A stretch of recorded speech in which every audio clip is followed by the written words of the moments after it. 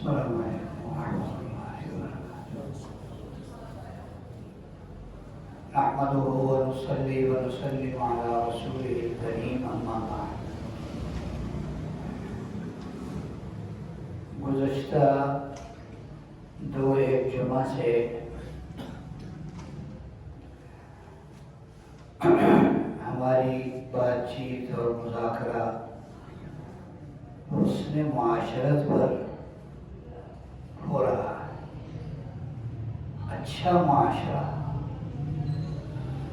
جو ایک تہذیب یافتہ، تمیز یافتہ معاشرہ کہلاتا ہو۔ حسن معاشرہ اچھے گھروں سے نہیں بنتا۔ جہاں سب کے گھر اچھے ہوں، جیسے آج کل ہاؤسنگ سوسائٹیاں بن رہی، گیٹڈ کالونیاں بن رہی، بڑے بڑے لگژری مکانات بن رہے ہیں، اور وہاں پر لوگ کہتے ہیں کہ جی ہم بے خوف و خطر یہاں رہ رہے ہیں، چوری چکاری کا یہاں کوئی ڈر نہیں۔ ٹھیک ہے، بہت اچھی بات ہے، لیکن آپ نے دیکھا ہوگا کہ انہی ہاؤسنگ سوسائٹیوں میں رہنے والوں کے 12 13 سال کے بچے ڈرائیو کرتے ہوئے انہوں نے کتنوں کو نیچے دیا ہے نہیں ایسا؟ ہم اس کو تہذیب یافتہ معاشرہ کہہ سکتے ہیں جس معاشرے میں ایک انسان کی، مسلمان کی نہیں، میں مسلمان کی بات نہیں کر رہا، مسلمان کی جان اس سے زیادہ قیمتی ہے، مسلمان کی جان اس سے زیادہ، ایک انسان کی جان اتنی قیمتی ہے۔ اللہ رب العزت نے فرمایا قرآن پاک میں، جس نے ایک انسان کو قتل کیا ایسے ہے اس نے پوری انسانیت کو قتل کیا۔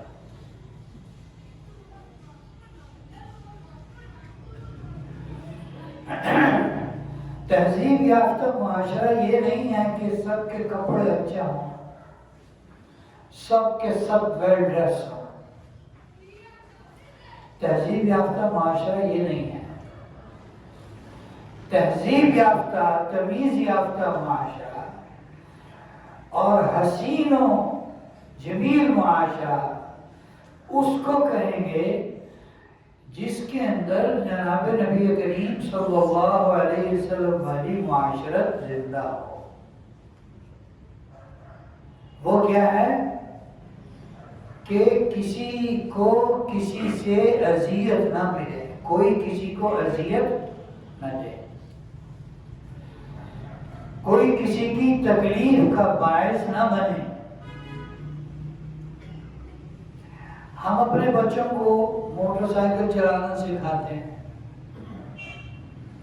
اس کے بعد کبھی نظر رکھی ہے کہ بچہ کیا کرتا ہے موٹر سائیکل پر، کیا کیا کرتب کرتا ہے وہ؟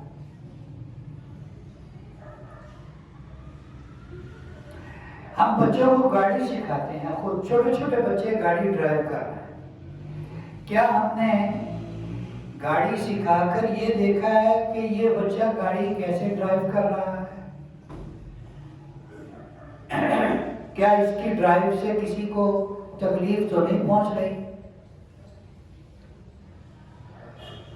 بچہ بڑا ہو رہا ہے، میرا بچہ اب دوسروں سے ملتا جلتا ہے، اس کا میل جول کیسے لوگوں سے ہے اور اس کا ملنا جلنا کیسے ہے؟ کیا کبھی دیکھا ہے؟ میرا بچہ باہر جا کے کھیلتا ہے، وہ کن لوگوں کے ساتھ کھیلتا ہے، کن بچوں کے ساتھ کھیلتا ہے، اس کی کھیل کود کیسی ہے کہ اس کی زبان پر گالیاں تو نہیں ہیں؟ یہ کبھی دیکھا؟ چلو یہ تو ایک چھوٹی بات ہے۔ ہم بچے کی شادی کرتے ہیں، کیا ہم نے کبھی یہ سکھایا یا سیکھا؟ سکھانے کی بات تو سیکھا کہ جو آ رہی ہے بیگم آ رہی ہے اس کے ساتھ رہنا کیسے ہے، گھر والی آ رہی ہے اس کے کیا حقوق ہیں، گھر والی لا رہے کچھ نہیں لا رہے، شادی کا مقصد بھی پوچھ کے دیکھ لیں، شادی کا مقصد کیا ہے؟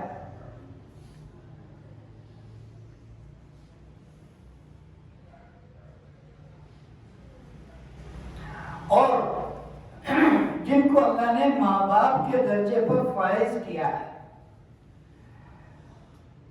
بچے کی شادی کے بعد وہ کیا بنتے ہیں؟ بہو جب گھر میں آتی ہے وہ بہو کے کیا بنتے ہیں؟ ساس سسر بنتے ہیں۔ ساس سسر بن کے کیسے رہنا ہے یہ کبھی کسی نے سیکھا؟ جا کے پوچھا جاننے والوں سے کہ جی بہو گھر میں آ رہی ہے، بتائیں اس کے کیا حقوق ہیں، ہمارے ذمہ اس کے کیا حقوق ہیں؟ اب یہ ہمارے دماغ میں یہ ہے جو ساس سسر بنتے ہیں کہ بہو ہماری خدمت کے لیے آئی ہے، یہ میچورٹی ہے ہماری، بہو ہماری خدمت کے لیے آئی ہے، جو بہو ہماری خدمت نہ کرے وہ ناکام ترین بہو ہے۔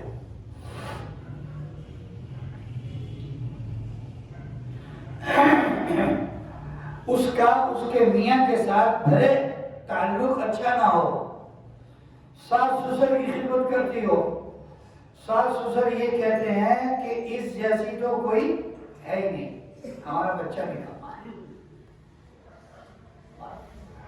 اور تمہاری نیت ہی پہلے شروع دن سے یہ تھی کہ ہماری خدمت کر، تو تمہاری خدمت کر رہی ہے، ٹھیک ہے۔ اور کہاں کہیں پر عجیب سلسلہ ہے کہ بچہ بچی دونوں، اپنا بیٹا اپنی بہو، دونوں ویل انڈرسٹینڈ، دونوں میں انڈرسٹینڈنگ اچھی ہے، تعلق بہت اچھا ہے، ماشاءاللہ خوش ہے۔ لو جی اس پر ماں کو موت پڑی ہوئی، ساس کو موت پڑی ہوئی،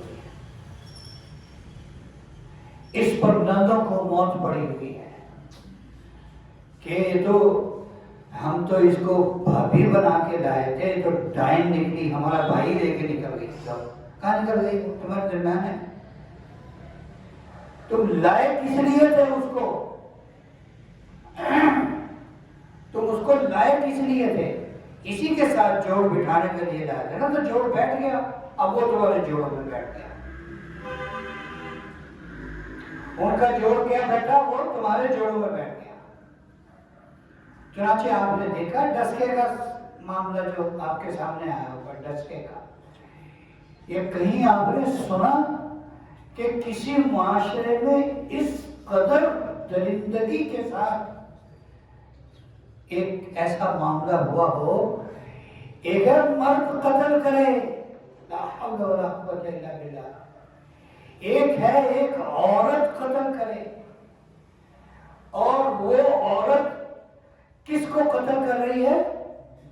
اپنی بھانجی کو، سکی بھانجی کو، اور اپنی بہو کو جو اس کی بیٹی کے برابر ہے، اور اپنے چھوٹے سے پوتے کی ماں کو، وہ یعنی وہ دادی بھی ہے، وہ ساس کی بن کر ماں بھی ہے، اور وہ اس مقتولہ کی خالہ بھی ہے، اور آپ نے سنا کہ اس نے اس کو کتنی درندگی کے ساتھ قتل کیا،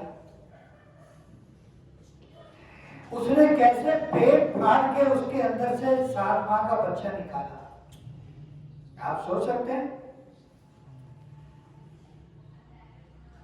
ہمارے اندر کو حسن معاشرت نام کی کوئی چیز ان واقعات کے بعد نظر آتی؟ وجہ پیچھے کیا تھی؟ بدترین معاشرت کہ بیاہ کے لائی ہوں اور بیٹا اس کے ساتھ اتنا اٹیچ ہوا ہے اس کو، تو وہ تو اسی کے خون کا تھا، اسی کے خون کھائے گا یار، کیا بدماش بنے، رنڈی باز بنے، اور کیا بنے وہ؟ آپ نے بیاہ کیا، صاف ستھری زندگی گزار رہا ہے، آپ کو تو خوش ہونا چاہیے، شکر ہے خدا کا، اللہ نے میرے بچے کو گناہ سے بھی بچایا ہوا ہے، اللہ نے میرے بچے کو گناہ سے بھی بچایا ہوا ہے۔ میں غلیظ ترین بات آپ کو بتانے لگا ہوں جو اسی علاقے کی ہے، غلیظ ترین بات ہے، ایک آدمی زانی ثابت ہو گیا، اپنی اس کی بیوی کو پتہ لگ گیا کہ یہ کیک کھاتا ہے، تو بیوی پتہ کیا کہتی ہے؟ بیاہ نہیں میں کر دینا، اور مجھے پتا کسی کیک کھانا رہے، کوئی گل نہیں، گھنٹے 2 گھنٹے کی گل ہے۔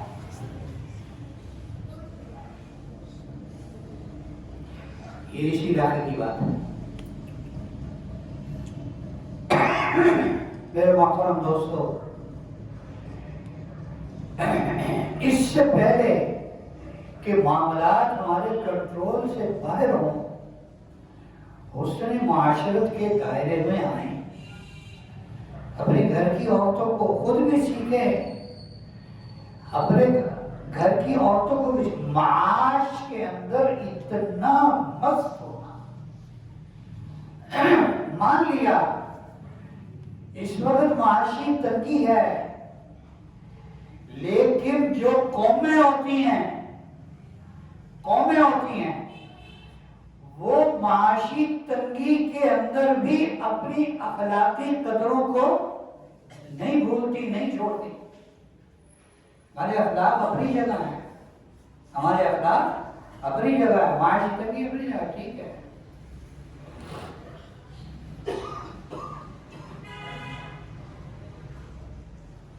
گھروں کے اندر خود بھی اور عورتوں کو بھی بتانا کہ سب کے ساتھ حسن سلوک، ہمارے معاشرے میں ایک اور خرابی ہے، جوائنٹ فیملی سسٹم، سارے ایک ہی گھر میں رہتے ہیں،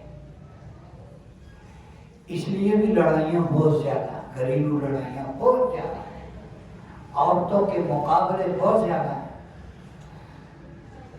اب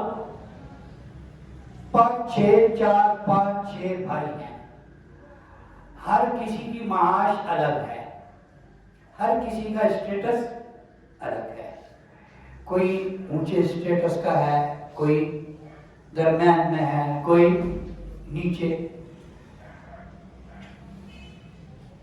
جو معاشی طور پر اچھا ہے وہ اپنی بیوی کو کوئی چیز لا کر دے گا، لو جی، سارے گھر کے اندر لڑائی پڑی ہوئی، اس نے لا کر دی، ہمیں بھی لا کر دو، اس نے لا کر دی، ہمیں بھی لا کر دی، ہمیں بھی لا کر دو۔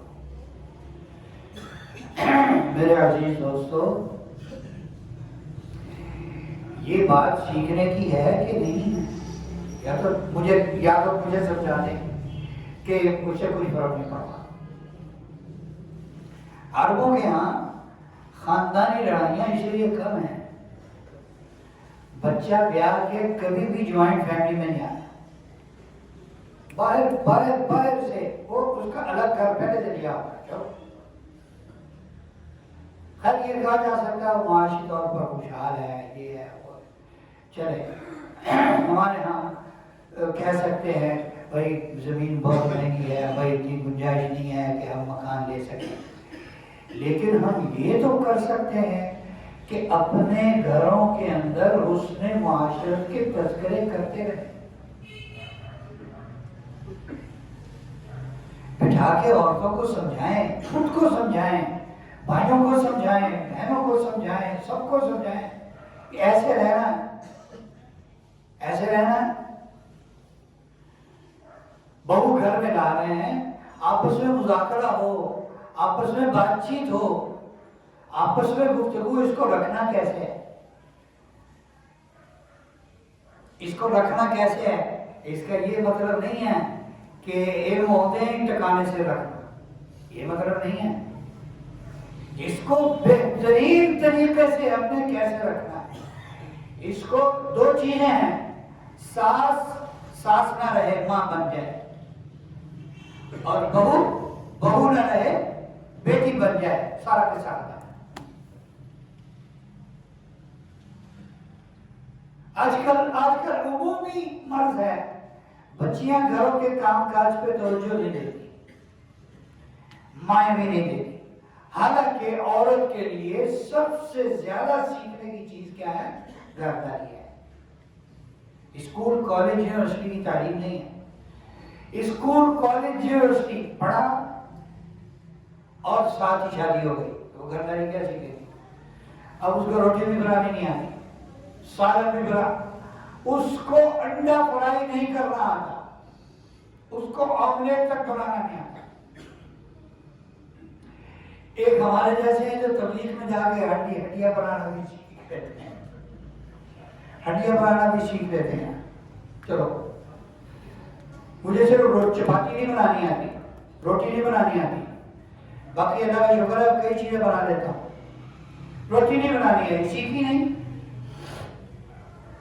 حالانکہ روٹیاں بنانے والے کاریگروں کے ساتھ میرے 7 مہینے کا سفر ہوا بیرون کا، نہیں بنانی سیکھی تو آئی نہیں. لیکن چونکہ مجھے گھر میں کوئی تانا دے نہیں سکتا کہ تیرے روٹی بھی نہیں پکانی ہوتی، یہ میرا کام نہیں ہے، میرا کام نہیں ہے. تو وہ بچی جو پڑھائی سے فارغ ہو کر سیدھی بیائی گئی اور دوسرے گھر میں چلی گئی، اب اس کو نہیں بنانا سکھا دیں، ماں بن کے سکھا دیں، ساس بن کے تانے نہ دیں. ان باتوں کا گھروں میں تذکرہ کرنا،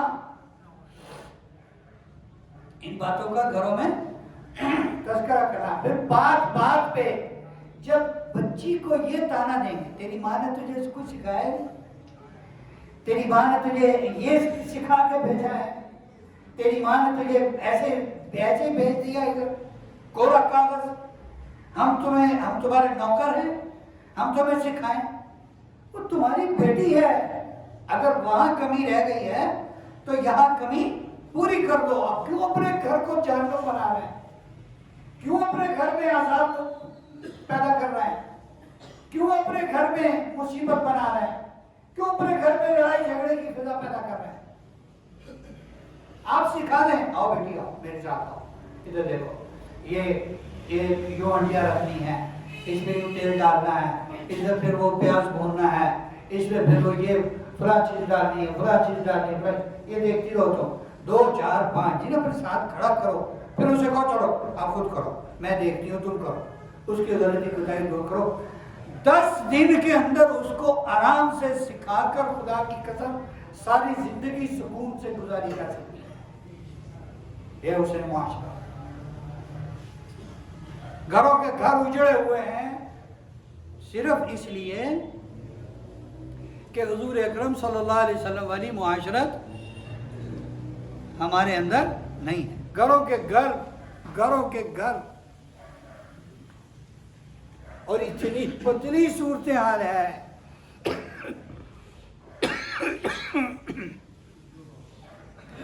اتنی پتلی صورت ہے. یہ جو ڈسکے والا واقعہ ہوا، یہ اگر ہمارے حوصلے ہوں تو گھر گھر میں ہو جائے. ارے حوصلے نہیں. اب اگر اس واقعے کے بعد اگر قانون، یعنی اس قدر ایک عورت جو ماں کے درجے میں ہے، ساس ہے، اور ایک عورت جو نند اور بہن کے درجے میں ہے، نند بہن کی درجے میں ہوتی نا، دونوں ماں بیٹی نے مل کر یہ کام کیا، دونوں ماں بیٹی نے مل کر یہ کام کیا. اگر ان کو یہ سکھایا گیا ہوتا، یہ انہیں کہا گیا ہوتا تمہاری حیثیت کیا ہے، تمہارا درجہ کیا ہے، آنے والی کا درجہ کیا ہے.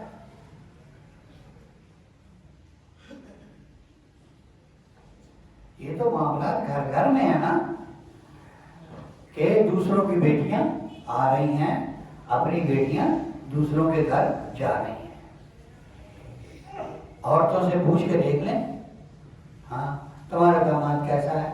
بہت اچھا ہے، بہت اچھا ہے، میرا تو کلیجہ ایسے ٹھنڈا ہے اس کی طرف سے کہ بس نہ پوچھو۔ یہ کیا ہوا؟ ماشاءاللہ میری بیٹی کو ایسے خوشحال رکھا ہوا ہے، سارا کچھ لا کے میری بیٹی کے ہاتھ میں دیتا ہے۔ بادشاہ ہے، بادشاہ ماشاءاللہ اپنے گھر میں بادشاہی کر رہی۔